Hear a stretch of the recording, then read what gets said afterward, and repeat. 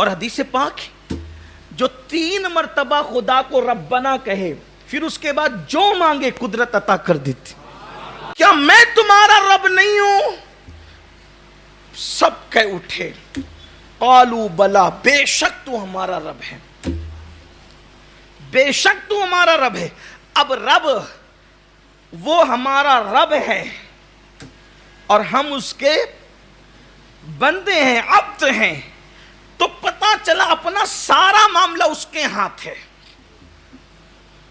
وہ ہمیں کھلائے گا اس کے کرم پر ہے، پلائے گا اس کے کرم پر ہے، مصیبتوں میں نجات دے گا اس کے کرم پر ہے، بیماریوں میں شفا دے گا اس کے کرم پر ہے، بلاؤں سے نجات دے گا اس کے کرم پر ہے. لیکن بس کوئی اس سے جڑے، اس سے تعلق جوڑے. اللہ اکبر، وہ ہمارا رب ہے، رب. اسی لیے صوفیاء کرام کو سب سے زیادہ جس جملے میں لذت آتی تھی یہ کہنے میں، ربنا ربنا ربنا، اے ہمارے رب، اے ہمارے رب، اے ہمارے رب. ہم کتنے خوش نصیب ہے کہ رب ہمارا ہے، رب کا محبوب بھی ہمارا ہے، محبوب کے محبوب بھی ہمارے ہیں. مسلمان ہوئے تو رب ہمارا، مومن ہوئے تو مصطفیٰ محبوب خدا ہمارا، سنی ہوئے تو محبوب کے محبوب اہل بیت اور صحابہ ہمارے. یعنی کہ سب اپنا ہے، لیکن پھر مایوسی کیوں ہے؟ اس لیے کہ تم نے اپنوں کو اپنا نہیں سمجھا. ہم نے اپنا ہیروں کو سمجھا، گانوں کو اپنا سمجھا، عیاشوں کو اپنا سمجھا، گناہوں کو اپنا سمجھا، کبھی رب کو بھی. اور ایک بات یاد رکھنا، سب سے رشتے ٹوٹ سکتے ہیں، رب سے رشتہ نہیں ٹوٹ سکتا.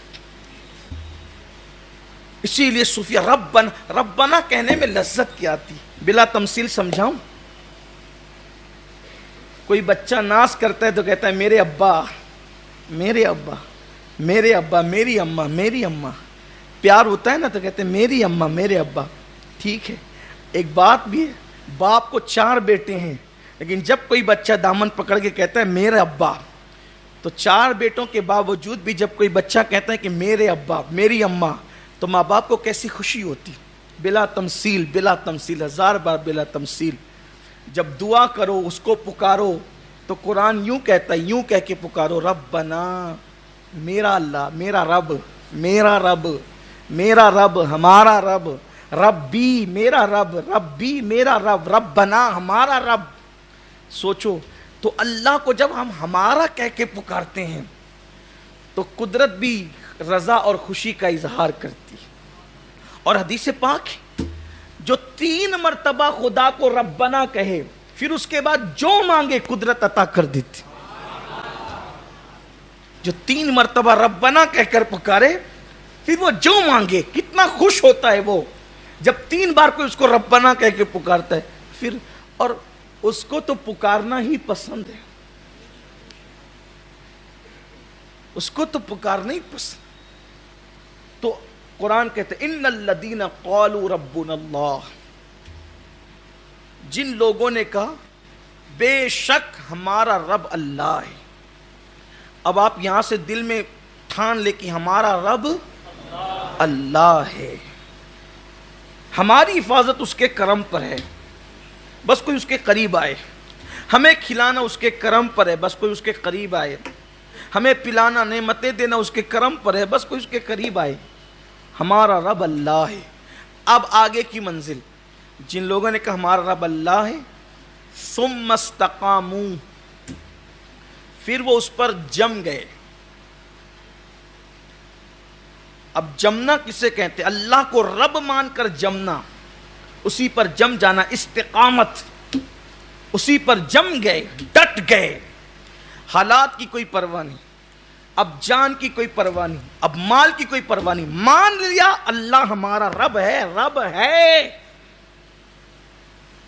کوئی انگارہ دکھا کر کے کہے چھوڑ دو رب کو، نہیں چھوڑیں، ڈٹ گئے.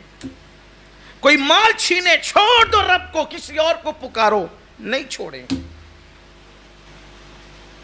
کوئی آبرو پہ اتر آئے، چھوڑ دو رب کو، کسی اور کو پکارو، نہیں چھوڑیں.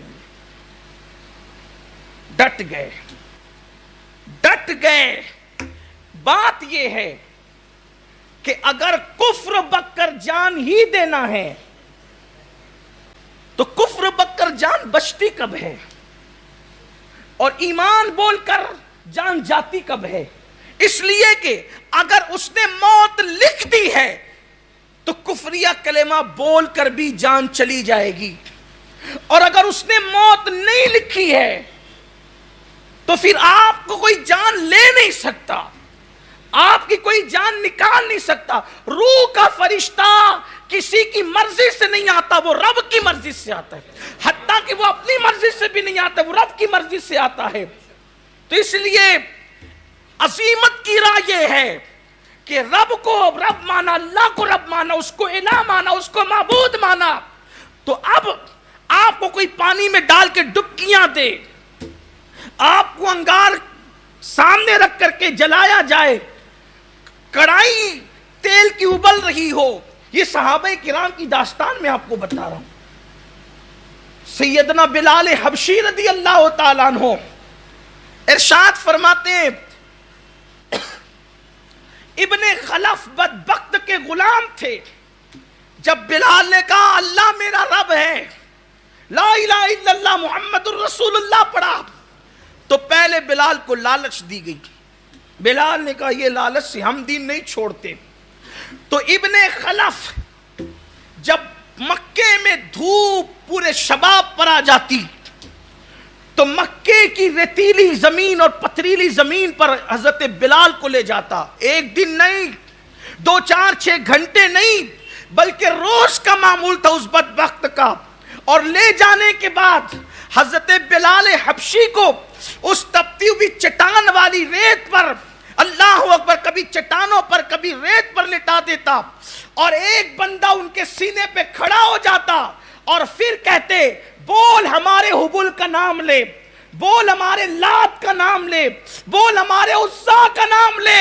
جب وہ بدبخت چابک مار کے سینے پہ کھڑے ہو کے کہتے کہ لات حبل اور عزا کا نام لے، یہ ان کے بت تھے. بلال مسکرا کر کہتے احد احد احد، اللہ ایک ہے، اللہ ایک ہے، اللہ ایک ہے. نہ لات خدا ہے، نہ حبل خدا، نہ منات خدا ہے. اگر خدا ہے تو محمد کا رب خدا ہے.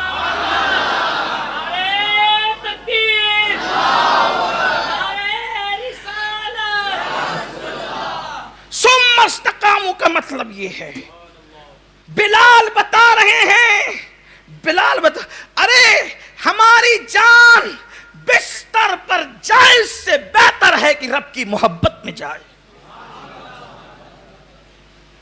بلال نے کہا احد، اللہ ایک.